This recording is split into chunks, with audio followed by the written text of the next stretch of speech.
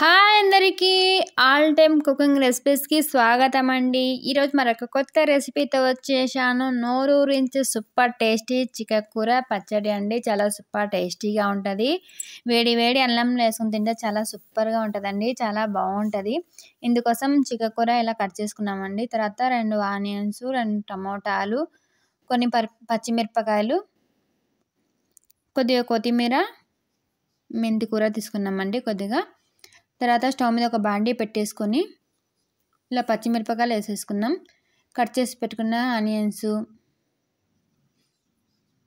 అలాగే కొత్తిమీర, మెంతి కూర కూడా వేసుకున్నామండి కొద్దిగా.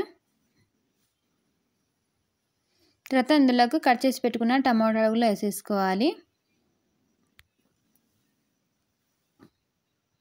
ఇలా వేసేసుకున్న తర్వాత మనం బాగా కడిగి శుభ్రంగా పెట్టుకున్న చికెన్ కూర కూడా ఇలాగే వేసేసుకోవాలండి.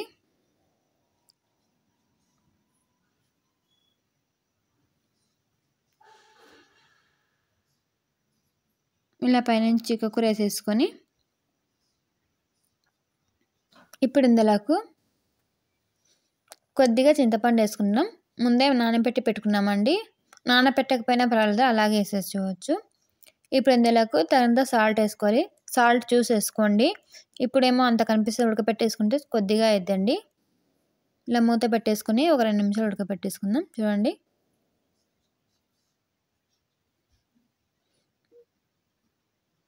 ఎంత బాగుందో. ఇందులో వాటర్ ఏమీ వేయలేదండి, అందులో నుంచి వచ్చిన వాటర్ సరిపోద్ది.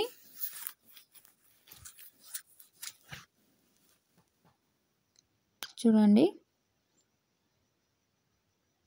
చాలా సూపర్ టేస్టీగా ఉంటుందండి. వేడి వేడి అన్నంలో వేసుకొని తింటే చాలా సూపర్ టేస్టీగా ఉంటుంది. అన్నంలోనే కాదు, చపాతీలోకైనా జొన్న రొట్టెలోకైనా చాలా బాగుంటుందండి. పచ్చడి అయితే చాలా ఈజీగా చేసుకోవచ్చు. సూపర్ టేస్టీగా ఉంటుంది.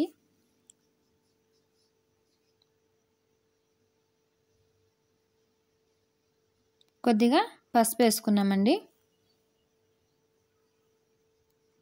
ఇలా కొద్దిగా పసుపు వేసుకొని ఇలా బాగా కలిపేసుకుంటున్నాం. మూత పెట్టేసుకున్నాం ఇంకొక 2 నిమిషాలు.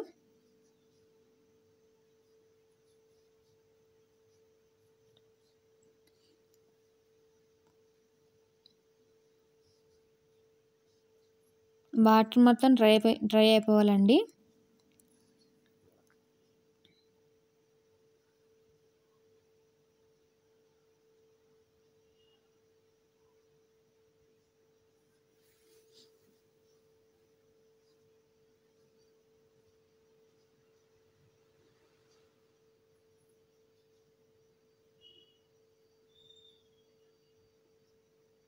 ఇలా బాగా ఉడికిపోయిందండి. ఇప్పుడైతే మూత వేయకుండా అట్లనే డ్రై అయిపోనియండి వాటర్ అనేది. మూత వేయకండి, ఉడికిపోయింది బాగా కాబట్టి పచ్చివాసన ఏమి ఉండదు.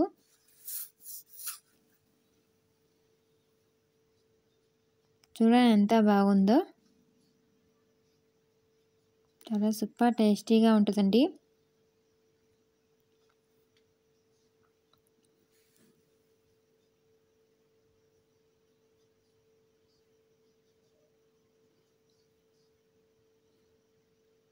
ఇప్పుడు పప్పు గుత్తితో బాగా వేపాలండి, లేకపోతే మిక్సీలోనే వేసుకోవచ్చు. కచ్చాపచ్చాగా ఉడికి ఇట్టని అట్లా తీసేయాలి.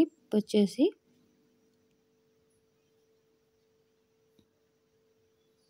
మిక్సీ వేయాల్సిన అవసరం లేదండి, పప్పు గుత్తిని బాగా మెత్తగా అయిపోద్ది. చూడండి, ఇలా బాగా వేపాలండి. తర్వాత స్టవ్ మీద ఒక బాండీ పెట్టేసుకొని ఆయిల్ వేసుకోవాలి. ఇలా ఆయిల్ వేసుకున్న తర్వాత ఇందులోకి పోపు దినుసులు వేసుకున్నామండి. కొద్దిగా ఎక్కువనే వేసుకుంటామండి మేమైతే. ఇప్పుడు ఇందులోకి 4 ఎల్లుల్లి రెమ్మలు వేసుకున్నాం.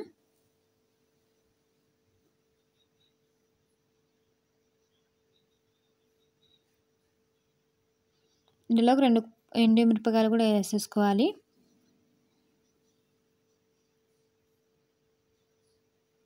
ఇవి కూడా అయిన తర్వాత ఇందులోకి ఒక 2 కరివేపాకు రెమ్మలు వేసుకున్నామండి.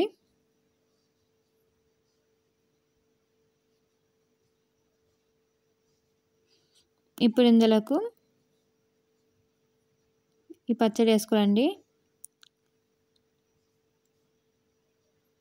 చిక్కకూర పచ్చడి చాలా సూపర్ టేస్టీగా ఉంటుంది.